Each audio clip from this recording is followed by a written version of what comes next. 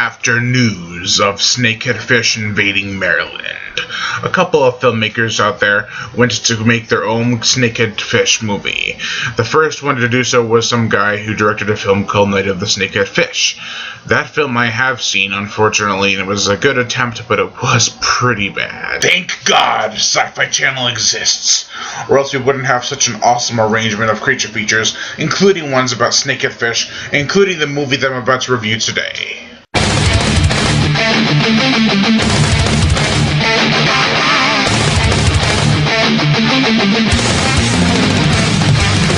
Welcome to the horror show. To realize there is nowhere to run. No game to try. Paranoia is running alive. Welcome to the horror show. To realize there is nowhere to run. No game to try. Obsessions rule your mind.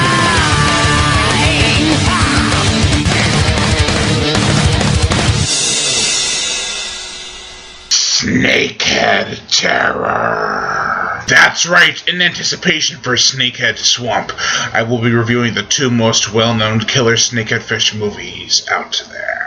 Now, the unfortunate thing about Snakehead Terror is that it was originally released in 2004 on Sci-Fi, but it was never released in the US on DVD until 2009. And even then I had to wait 2 years before getting a copy because the price was so damn high. Damn you, Sci-Fi Essentials. I love you. Now tell me if this sounds at all similar. The plot for Snakehead Terror involves a couple of years, or maybe just a year after the events of the original Snakehead attack, where they had to poison the water, and in this current time, more snakehead fish are attacking. And then there's a sheriff who's trying to prove it to the mayor, but the mayor doesn't believe him, and they want to have the whatever event open for that day, and it doesn't lead to what you think it's going to lead to. Instead, it leads to a couple kids stranded on an island with the snakehead fish everywhere. But it could have been following the path of, what was it? You got it. Jaws. Now, this film is pretty damn gory. In fact, one scene when I was a kid made me cringe.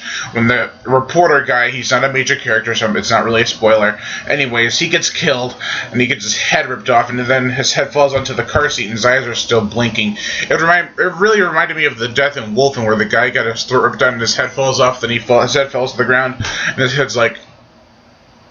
It's really, whoa. The deaths are cool, the characters are a bit cheesy, but they're likable enough to be interesting and make you care for them. And the soundtrack is forgettable most of the time, because I don't really remember much about the soundtrack.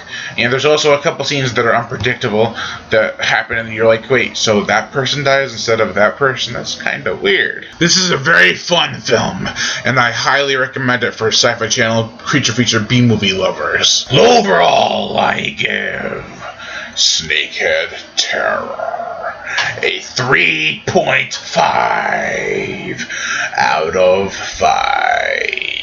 I am Brian Gatto, host of Horror Show Movie Reviews. Make sure to like my Facebook page in the description below, and to leave comments and subscribe.